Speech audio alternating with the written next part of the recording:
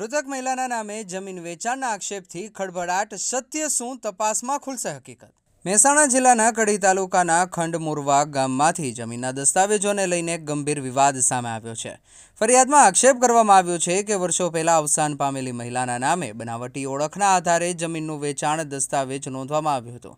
સમગ્ર મામલે પોલીસ ફરિયાદ નોંધાઈ છે અને હવે તપાસ શરૂ કરવામાં આવી છે। મળતી માહિતી મુજબ કડી તાલુકાના ખંડમોરવા ગામની સીમમાં આવેલી ખેતીની જમીનને લઈને વિવાદ સર્જાયો છે।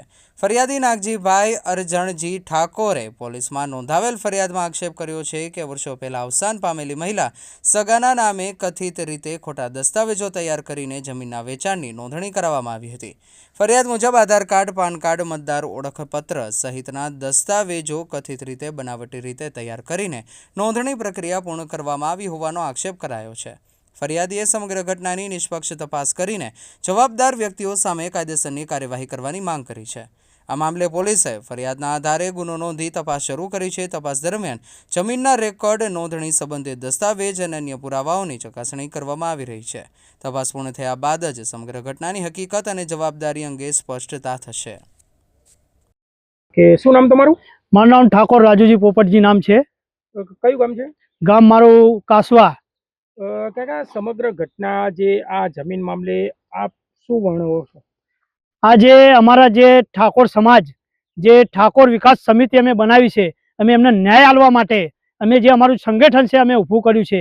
કારણ કે આવા ખોટા દસ્તાવેજો થતા હોય છે, ઠાકોર એવી હોય કે ખબર પડતી નથી, એટલે લોકો એમને ચીટિંગ કરીને પણ આવી દસ્તાવેજો ઊભા કરી દેતા હોય છે।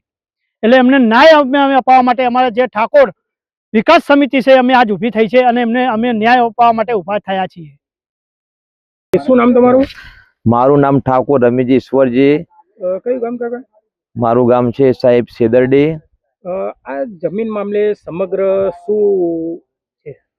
અમે સાહેબ એક સમાજના જાગૃત આગેવાન તરીકે આજે ગુજરાતમાંથી ઠાકોર સમાજ સમગ્ર આ જે ખેડૂતનો જે દસ્તાવેજ બોગસ થયો છે એમની સાથે છીએ।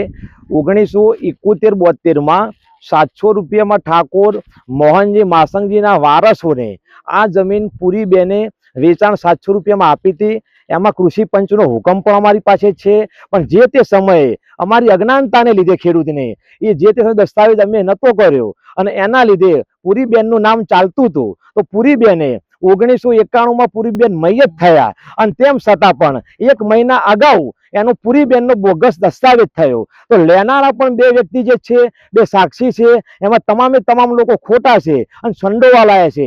પાન કાર્ડ એમનું ખોટું બન્યું, આધાર કાર્ડ એમનું ખોટું બન્યું, એમના બેંકના જે ચેક છે એ પણ ખોટા આપ્યા અને એ જ દસ્તાવેજ કર્યા પછી અમને જ્યારે ખબર પડી, સમગ્ર માહિતી એમને ખબર પડી, તો મહિના પછી એમને હવે 13 તારીખે દસ્તાવેજ પાછો કર્યો।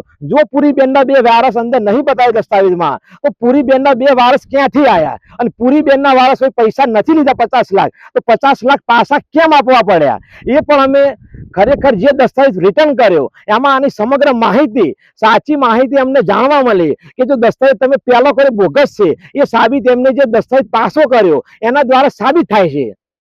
કેટલી જમીન છે અહીંયા? અહીંયા જમીન સાહેબ 4 વીઘા છે અને એક બીજો પણ સર્વે નંબર આની અંદર 308 છે, એ પણ 22 ગુંઠા અંદર છે। તો બંનેનો દસ્તાવેજ બોગસ થયો છે। એક જ ખાતું હોવાના કારણે બંને દસ્તાવેજ આમાં ખોટા પુરાવા ઉભા કરી અને સમગ્ર એક લેનારા પટેલ બિપિનચંદ્ર ડાયાભાઈ થોરના છે અને બીજા લેનારા પટેલ વિષ્ણુભાઈ શંકરભાઈ એ ચુવાડા કરવાના છે અને 2 સાક્ષી પણ આમાં સામેલ છે।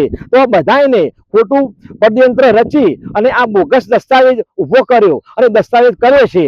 તો અમારી સમાજ તરીકેની, ઠાકોર સમાજ તરીકેની, જાગૃત નાગરિક તરીકેની આની અમારી માંગ એક જ છે કે આ જમીનનો દસ્તાવેજ પાછો કરવામાં આવે અને આનો ખેડૂતને, અમારા જે અભણ ખેડૂત છે એને સમગ્ર ન્યાય મળવો જોઈએ એવી અમારી માંગ છે।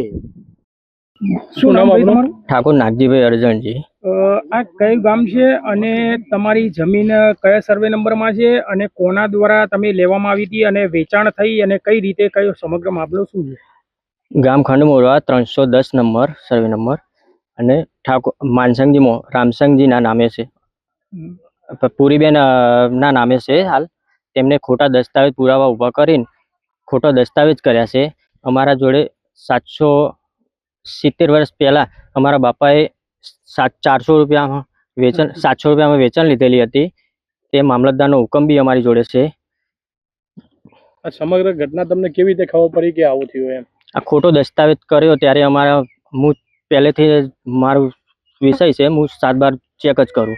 તેમાં નોંધ ખાંચી પડી હતી, તો મેં મારા વકીલને પૂછ્યું કે આ નોંધ શેની પડી, તો પછી એમને જોયું કે ખોટો દસ્તાવેજ થવાનો છે. શું શું ડોક્યુમેન્ટ ડુપ્લિકેટ બનાવી અને કરવામાં આવે છે? આધાર કાર્ડ, પાન કાર્ડ, ચૂંટણી કાર્ડ, બેંકના ખોટા ચેક બી છે, અને આમાં લોટરી બી ખોટી કરેલી છે. અને આ જમીન હાલ કોને દસ્તાવેજ કરેલો છે?